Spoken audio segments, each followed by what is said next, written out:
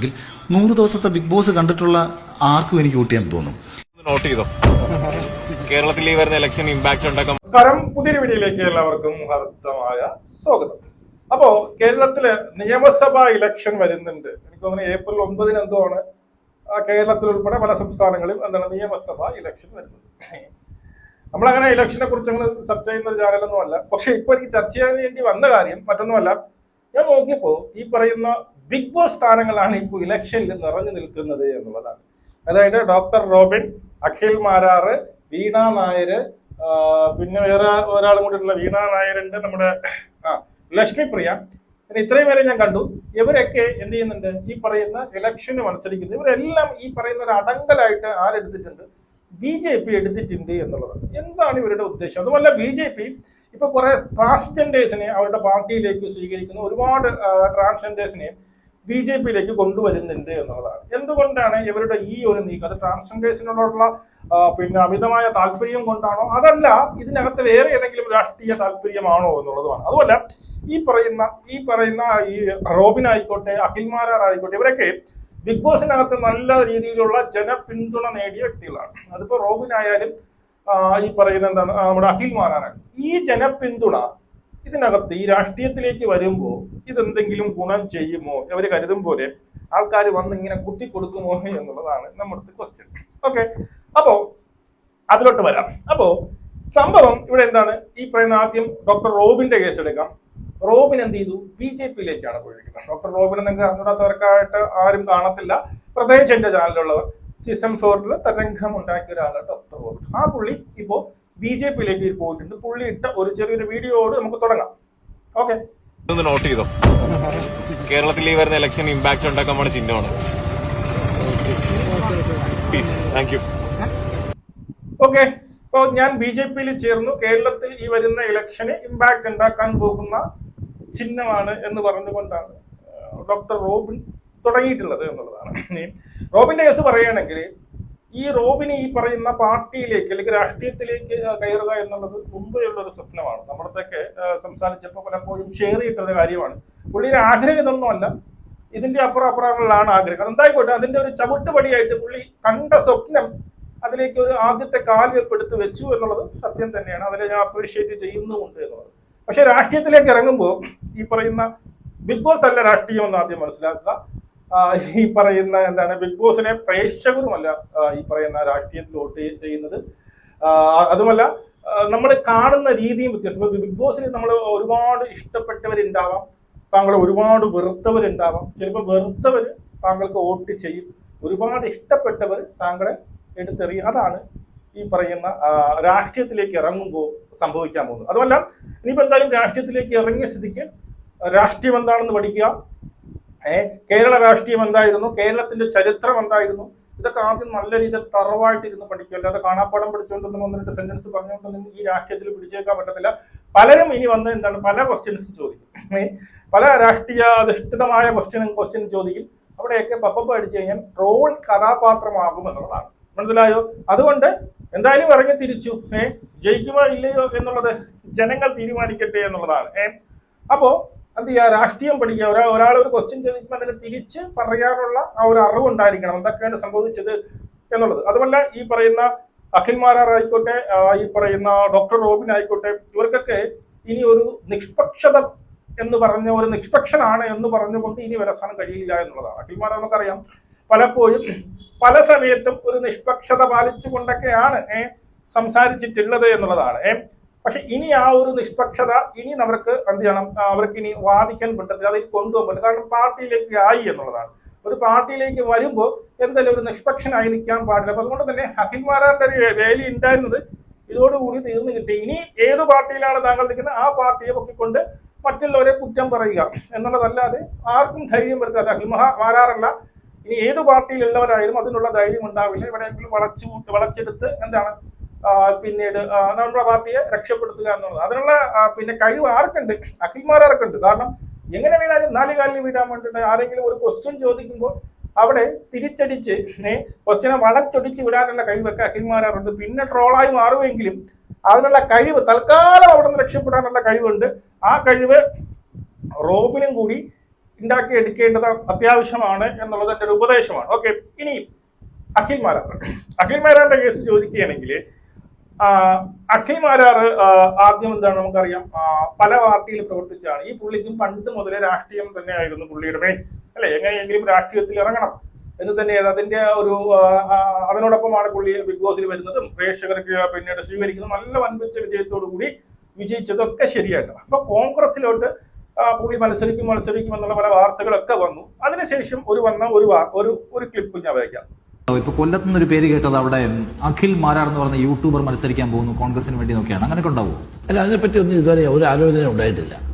ഇനി പത്രങ്ങളിൽ വരുന്ന വാർത്തകളൊക്കെ ഞങ്ങൾ തന്നെ അത്ഭുതപ്പെട്ടിരിക്കുകയാണ്.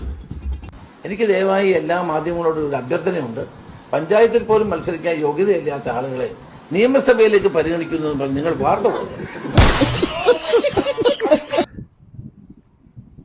ഓക്കെ, ഇത് ആരെ ഉദ്ദേശിച്ചായിക്കോട്ടെ. അതിനുശേഷം എന്താണ്, അഖിൽ മാരാർക്ക് ഏതാണ്ട് മനസ്സിലായിട്ടുണ്ട് ഈ പറയുന്ന എനിക്ക് കോൺഗ്രസിലേക്കുള്ള ഒരു സീറ്റ് നടക്കാൻ പോകുന്നില്ല. അപ്പോഴാണ് 2020 എന്താണ് ഈ പറയുന്ന അഖിൽ മാരാർക്ക് ഒരു ക്ഷണം കിട്ടുന്നത്. 2020 എന്ന് പറയുമ്പോൾ എന്താണ് നമ്മുടെ BJPയുടെ ഒരു സഖ്യ കക്ഷിയാണ് അല്ലെ, NDAയുടെ സഖ്യ കക്ഷിയാണ്. അപ്പോൾ ഈ പറയുന്ന അഖിൽ മാരാർ 2020 പോകുന്നു, ഡോക്ടർ റോബിൻ പോകുന്നു BJPയിലേക്ക്. ഇതെല്ലാം ഈ പറയുന്ന NDAയുടെ സഖ്യകക്ഷികളാണെങ്കിൽ കൂടി കുറച്ചുകൂടി ബെനിഫിറ്റ് അഖിൽ മാരാർക്കായിരിക്കും. കാരണം 2020 എന്ന് പറയുമ്പോൾ ഇത്തിരി വലിയ നേതാക്കന്മാരും കാര്യങ്ങളൊന്നുമില്ല, ഇതിന് പൊങ്ങി വരുന്ന ഒരു പ്രസ്ഥാനമാണ്. അതുകൊണ്ട് തന്നെ അത് ഒത്തിരി പച്ച പിടിച്ച് അതിന്റെ തലപ്പത്ത് കയറാനുള്ള ചാൻസസ് കൂടുതലാണ് ആരെ അപേക്ഷിച്ച് ഡോക്ടർ റോബിന്. കാരണം ഡോക്ടർ റോബിന് BJP മത്സരം അവിടെ തന്നെ ഒരുപാട് ഉന്നതരായ ഒരുപാട് എക്സ്റ്റാബ്ലിഷ്ഡ് ആയിട്ടുള്ള എന്താണ് പിന്നീട് നേതാക്കന്മാരുണ്ട്. അവരെ വെട്ടിയിട്ട് അവരെ തലപ്പത്ത് കയറാൻ വലിയ പാടാണ്. പക്ഷെ ഇവിടെ 2020 ഒരു നല്ലൊരു സീറ്റ് പിടിക്കുകയാണെങ്കിൽ ആ പേര് ഈ 2020 ഒരു നല്ലൊരു സ്ഥാനത്തേക്ക് എത്താൻ അഖിൽ മാരാർക്ക് കഴിയുമെന്നുള്ളതാണ്. അതവിടെ നിൽക്കട്ടെ. ഇനി അഖിൽ മാരാറിന്റെ മറ്റൊരു സംഭവം ഇവിടെയാണ്. ഇതുകൊണ്ടാണ് ഞാൻ വീഡിയോ ഇടാൻ തന്നെ കാരണം. എന്റെ ഫേസ് ഒരാൾക്ക് തിരിച്ചറിയാൻ പരിചയപ്പെടുത്തേണ്ട ആവശ്യമില്ല. ഒരുപാട് പേർക്ക് എന്നെ അറിയാം, സോഷ്യൽ മീഡിയ വഴിയായാലും ചാനൽ വഴിയായാലും. അപ്പോൾ ഇന്ന ആളാണ് അഖിൽ മാരാർ, ഇനി അയാൾക്ക് ഞാൻ എന്തിനു വോട്ട് കൊടുക്കണം എന്നതാണ് രണ്ടാമത്തെ ചിന്ത. ആ രണ്ടാമത്തെ ചിന്ത അവരിലേക്ക് എത്തിക്കണമെങ്കിൽ 100 ദിവസത്തെ ബിഗ് ബോസ് കണ്ടിട്ടുള്ള ആർക്കും എനിക്ക് വോട്ട് ചെയ്യാൻ തോന്നും. കണ്ടോ, ഇവിടെയാണ് എനിക്കുള്ള എതിരഭിപ്രായം മാറാറെ. ഇവിടെ അഖിൽ മാരാർ പറയുന്നത് എന്നെ എല്ലാവർക്കും തിരിച്ചറിയാം. കാരണം സോഷ്യൽ മീഡിയയിൽ എല്ലാവർക്കും തിരിച്ചറിയാം എന്നുള്ള സത്യം തന്നെ. പക്ഷെ സോഷ്യൽ മീഡിയ ഇല്ലാത്ത ഒരുപാട് ആൾക്കാരുണ്ട് എന്നുള്ളതാണ്. അപ്പോൾ എന്തിനി എന്നെ വോട്ട് ചെയ്യണമെന്ന് ചോദിക്കുമ്പോൾ അഖിൽ മാരാർ പറയുന്നത് എന്തിനെന്നെ വോട്ട് ചെയ്യും, എന്നെ 100 ദിവസം ഈ പറയുന്ന 100 ദിവസം ബിഗ് ബോസ് കണ്ടവര് ഉറപ്പായിട്ടും എനിക്ക് വോട്ട് ചെയ്യുമെന്നാണ് പറയുന്നത്. ആ ഒരു വലിയ ഒരു തെറ്റിദ്ധാരണ ആർത്തിയെടുത്ത് മാറ്റുക. അത് റോബിനായാലും ശരി തന്നെയാണ്, ഈ പറയുന്ന അഖിൽ മാരാറായാലും ശരി തന്നെ. ഈ പറയുന്ന ബിഗ് ബോസിനകത്ത് ഇത്ര ലക്ഷം വോട്ട് എനിക്ക് കിട്ടിയിട്ടുണ്ട്, ആ ലക്ഷം മൊത്തം എനിക്ക് വോട്ടായിട്ട് ഞാൻ രാഷ്ട്രീയത്തിൽ ഇറങ്ങുമ്പോൾ വരുമെന്ന് പറയുന്ന ഏറ്റവും ഒരു മണ്ടത്തരമായ ഒരു ചിന്തയല്ല അത് തെറ്റാണ്. അത് നിങ്ങളുടെ എന്താണ് വിവരമില്ലായ്മയാണ് എന്നുള്ളത് മനസ്സിലാക്കുക. അന്തം ഫാനുകൾ കാണും, അത് വളരെ വിരലിൽ എണ്ണാവുന്ന അന്തം. ബിഗ് ബോസ് എന്ന് പറയുമ്പോൾ അത് ഈ പറയുന്ന രാഷ്ട്രീയമായിട്ട് നിങ്ങൾ ഒരിക്കലും കൂട്ടിക്കുഴയ്ക്കാനേ പാടില്ല. ബിഗ് ബോസ് അതൊരു ഗെയിമാണ്. ആ ഗെയിമിൽ നമ്മൾ ജയിക്കാൻ വേണ്ടി ഉപയോഗിക്കുന്ന ബുദ്ധികൾ, വാക്ചാതുര്യം അല്ലേ, ഒരാളെ പറഞ്ഞിരുത്താൻ വേണ്ടിയുള്ള വാക്ചാതുര്യം, അതൊക്കെയാണ് ബിഗ് ബോസിൽ കാണികൾ കാണുന്നത്. പക്ഷെ നമ്മുടെ രാഷ്ട്രീയത്തിലേക്ക് വരുമ്പോൾ അവിടെ ഈ പറയുന്ന അവിടെയുള്ള ജനങ്ങൾക്ക് നിങ്ങൾ സേവനം ചെയ്യുക. അവർക്ക് എന്ത് നേടിക്കൊടുത്തു എന്നുള്ളതാണ് മനസ്സിലായത്. നമുക്ക് എന്ത് നിങ്ങൾ നേടിത്തന്നു എന്ന്. ഈ ഗണേഷ് കുമാറിനെ കുറിച്ച് ഒരുപാട് ഈ പറയുന്ന അപവാദങ്ങൾ വന്നിട്ട് അയാൾ നിൽക്കുമ്പോൾ അയാൾ 100% ജയിക്കുന്നു. എന്തുകൊണ്ടാണ്? പുള്ളി അവിടെ പലതും ചെയ്തു കൊടുത്തു അവിടെയുള്ള നാട്ടുകാർക്ക് അറിയാവുന്നതാണ്. അപ്പോൾ നിങ്ങളെ ജനങ്ങള് നെഞ്ചിലേറ്റണമെങ്കിൽ, നിങ്ങളെ ജനങ്ങള് ഈ പറയുന്ന നിങ്ങൾക്ക് വോട്ടിടണമെങ്കിൽ നിങ്ങൾ ആദ്യം എന്തെങ്കിലും ചെയ്യണം. അവിടെ ഇതുവരെ അവിടെ നമ്മളൊരു നാട്ടിൽ നിങ്ങൾ പോയി നിൽക്കുന്നു. ഇപ്പൊ തൃക്കാക്കരയിലോ, അഖിൽ മാരാർ അവിടെ നിൽക്കുന്ന തൃക്കാക്കരയിലോ, തൃക്കാക്കരയിൽ മുമ്പ് ആരായിരുന്നു എനിക്കറിയില്ല, അവിടെ നിന്ന് ജനിച്ച സ്ഥാനാർത്ഥി അയാള് മുമ്പ് അവിടെ എന്തൊക്കെ സഹായങ്ങൾ ജനങ്ങൾക്ക് ചെയ്തു കൊടുത്തിട്ടുണ്ട് എന്നുള്ളതാണ്.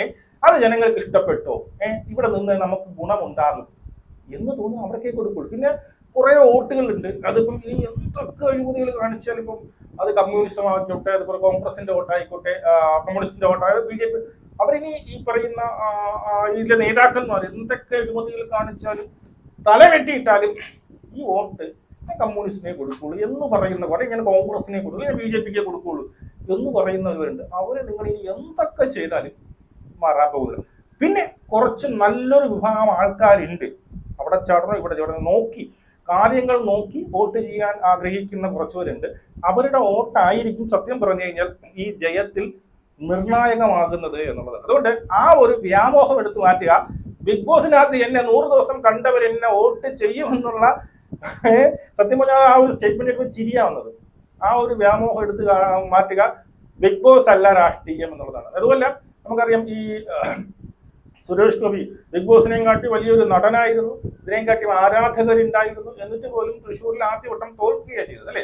രണ്ടാമതിപ്പോൾ ജയിച്ചതിന് ശേഷം പിന്നെ ഈ സുരേഷ് ഗോപി കാണിക്കുന്ന രീതിയിലുള്ള സംഭവങ്ങളൊന്നും കാണിക്കുക, അതായത് പപ്പടം ഒടിച്ചിരിക്കുക, സാനിറ്ററേറ്റ്, മനസ്സിലായോ? നിങ്ങളൊക്കെ ഈ പറയുന്ന BJP ഇപ്പം ഞാൻ പറഞ്ഞില്ലേ, എനിക്ക് ഒരു പാർട്ടിയിലൂടെ ഇപ്പം ഇത് BJP ആയിക്കോട്ടെ, കമ്മ്യൂണിസ്റ്റ് ആയിക്കോട്ടെ, കോൺഗ്രസ് ആയിക്കോട്ടെ, ഇതിനകത്ത് ഒരു തരത്തിൽ പാർട്ടിയൊക്കെ നല്ലതാണ്, ഇതിനകത്ത് വരുന്നവരാണ്.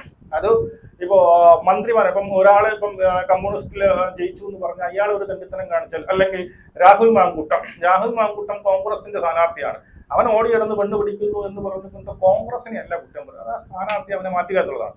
അപ്പൊ പാർട്ടികൾ എപ്പോഴും നല്ലത് തന്നെയായിരിക്കും. അതിനകത്ത് വരുന്ന അതിന് ചുക്കാൻ പിടിക്കുന്ന പാർട്ടിയുടെ അവരെ കുറ്റം, വ്യക്തികളെ കുറ്റം പറയുക. പാർട്ടി എപ്പോഴും അവിടെ നിൽക്കും. അതുപോലെ തന്നെ നിങ്ങളുടെ പാർട്ടി എന്നുള്ളതല്ല, മനസ്സിലായോ, നിങ്ങൾ എന്ത് ചെയ്യുന്നു എന്നുള്ളത്. ഈ വാചകടി മാത്രമല്ല, ഈ വായ്ത്താളം മാത്രമല്ല. നമുക്കറിയാം ഇപ്പൊ ഈ പറയുന്ന എല്ലാവരും പോകുന്നത് കൈയിട്ട് വരാൻ തന്നെ, അത് ഒരു മാറ്റമില്ല. അഖിൽമാരാണ് കൈയിട്ട് വരില്ല. ചക്കര കൊടുത്തി കണ്ട കൈയിട്ടാത്ത ആരും ഇല്ലടേ. എല്ലാവരും ഇപ്പോഴും പാർട്ടിയിൽ എല്ലാവരായിക്കോട്ടെ, അല്ലെങ്കിൽ പിന്നീട് വരാൻ പോകുന്നത്, ഇവരെല്ലാം കൈയിട്ട് വരാൻ വേണ്ടി പോകുന്നവർ തന്നെയാണ്. അല്ലാതെ ഈ പറയുന്ന ദേശത്തെ രക്ഷിക്കാനോ ഉദ്ധരിക്കാനോ ഒന്നും പോകുന്നവരല്ല. മനസ്സിലായോ? നിങ്ങളൊരു 100 രൂപ കിട്ടുമ്പോൾ 20 രൂപ എടുത്താൽ 80 രൂപയെങ്കിലും ഈ നാട്ടുകാർക്ക് കൊടുക്കണമെന്നോ എന്നുള്ളതേ ഉള്ളൂ. എല്ലാം കൂടി അമുക്കരുത്, മനസ്സിലായോ? എല്ലാം കൂടി അമുക്കരുത്. ജനങ്ങൾക്ക് വേണ്ടിയിട്ട് എന്തെങ്കിലും ചെയ്യണം.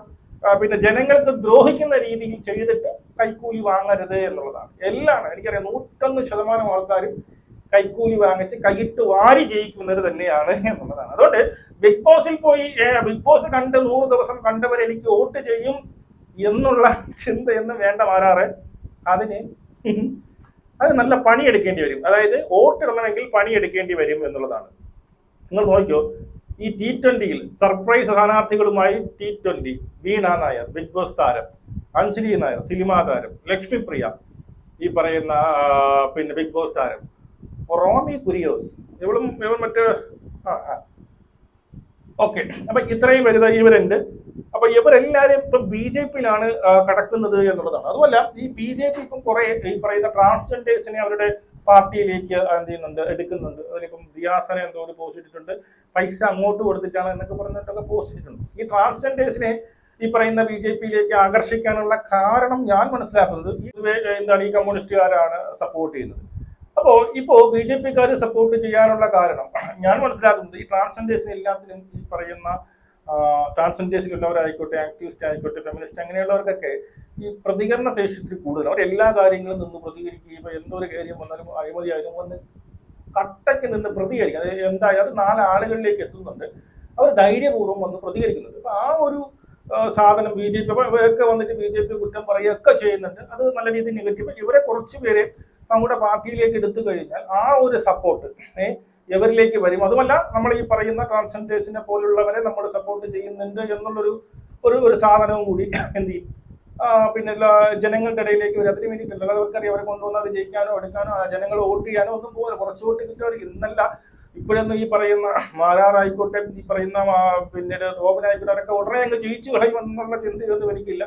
അതൊക്കെ കുറച്ച് പാടുപെടണം, അതൊക്കെ കുറച്ച് ഇറങ്ങി എന്ത് ചെയ്യണം, പിന്നീട് വർക്ക് ചെയ്യണം, ജനമനസ്സുകളിലേക്ക് എത്തണം. ബിഗ് ബോസ് അല്ല രാഷ്ട്രീയം എന്ന്, ബിഗ് ബോസ് കാണുമ്പോലെ അല്ല രാഷ്ട്രീയത്തെ ജനങ്ങൾ കാണുന്നത് എന്ന് മനസ്സിലാക്കണം. ആ തിരിച്ചറിവുണ്ടാവണം.